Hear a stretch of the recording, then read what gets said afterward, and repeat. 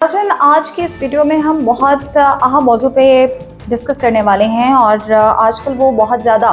Viral हो रहा है और सोशल मीडिया पर बातचीत उस हवाले से चल रही है। और वो टॉपिक ये है कि पाकिस्तानी एयरपोर्ट से जब भी किसी दूसरे मुल्क जाते हैं, और स्पेशली अगर मैं ख़लीजी ममालिक की बात करूं, क्योंकि सऊदीया और दूसरे ख़लीजी ममालिक में बहुत ज़्यादा पाकिस्तानी जाते हैं, तो उनको पाकिस्तान में ही एयरपोर्ट पे रोक लिया जाता है और उनको आगे सफ़र नहीं करने दिया जाता। फिर क्या होता है कि सोशल मीडिया पे हम बहुत सारी वीडियोस देख रहे होते हैं जिसमें जो मुसाफिर होते हैं वो रो रहे होते हैं, पिट रहे होते हैं कि जी हमारा वीज़ा भी था, होटल्स की बुकिंग भी थी, हमारे कागजात भी पूरे थे और हम पूरे कानूनी जो हमने रूल्स एंड रेगुलेशंस है उसको कंप्लीट भी किया, लेकिन फिर भी हमें जाने नहीं दिया गया। यहाँ तक कि ऑफलोड भी कर दिया गया। पहले ये सब काम सऊदी हुकूमत करती थी या सऊदी एयरपोर्ट पे होते थे, लेकिन उसके बाद जब सऊदी अरब ने देखा, सऊदी हुकाम ने देखा कि तारकीने वतन जो हैं वो बहुत ज़्यादा तादाद में वहाँ पे आ रहे हैं और लाखों की तादाद हो गई है, तो उन्होंने मुख्तलिफ ममालिक से रब्ता किया, स्पेशली पाकिस्तानी, चूँकि हम बात कर रहे हैं पाकिस्तानी शहरियों की, तो उन्होंने पाकिस्तान के मुख्तलिफ डिपार्टमेंट, हुकूमत से, FIA से,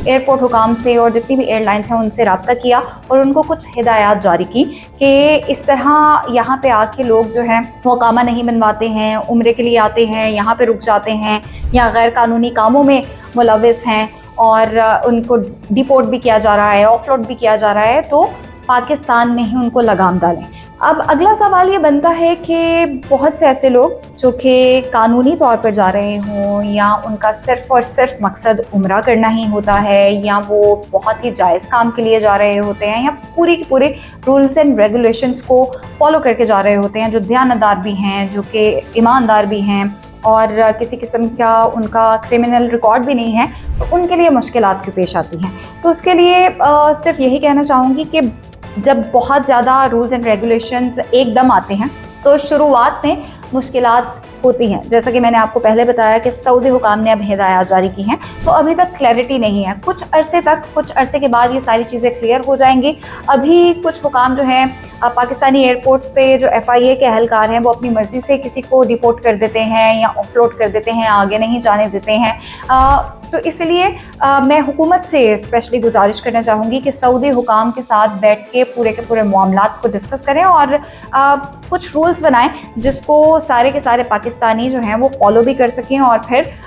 उनके चांसेस ना हो, जो ईमानदार बंदा जा रहा है उसके लिए कोई मुश्किल पेश ना आए। अब असल बात ये भी है कि हम बहुत से पाकिस्तानी भी बहुत ज़्यादा गलतियां कर लेते हैं। कोई डंकी का प्लान कर रहा होता है और सऊदी अरब से उसने आगे यूरोप जाना होता है, फिर वहाँ पे जाके गैर कानूनी तौर पर रह भी रहे होते हैं। अब जैसा कि मैंने पहले भी बताया कि उम्रा के लिए उम्रा का वीज़ा लगाते हैं और वहाँ पे जाके काम ढूंढ लेते हैं और ड्राइवर्स बन जाते हैं और पाकिस्तान में उनके ड्राइविंग लाइसेंस होते नहीं हैं, उनको गाड़ी चलानी आती नहीं है और वहाँ पे जाके ड्राइवर बन जाते हैं, जो कि हादसात का बाइस बनते हैं और फिर मसला सऊदी हुकूमत को भी होता है और फिर पाकिस्तानियों को भी होता है। अब कुछ पॉइंट्स जो मैं अपने पाकिस्तानियों को कहना चाहूँगी कि अगर आप उम्रा का वीज़ा लगवा के जा रहे हैं तो सिर्फ़ और सिर्फ उम्रा करें और वापस आ जाएं। अगर आप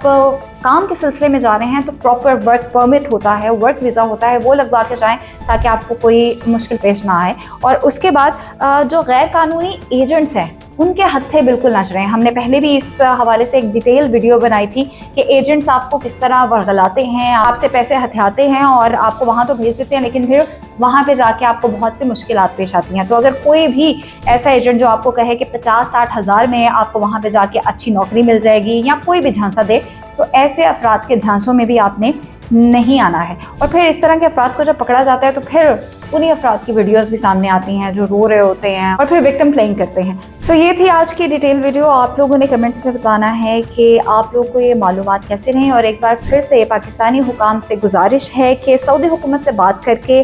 मुकम्मल रूल्स को वाज़े कर लें, FIA को ट्रेनिंग भी दी जाए, आवाम को आगाही मुहिम भी दी जाए कि कौन कौन सी चीज़ें और डॉक्यूमेंट्स आप लोगों को चाहिए ताकि आगे जाके या किसी भी एयरपोर्ट पे आपको ऑफलोड ना किया जा सके। शुक्रिया।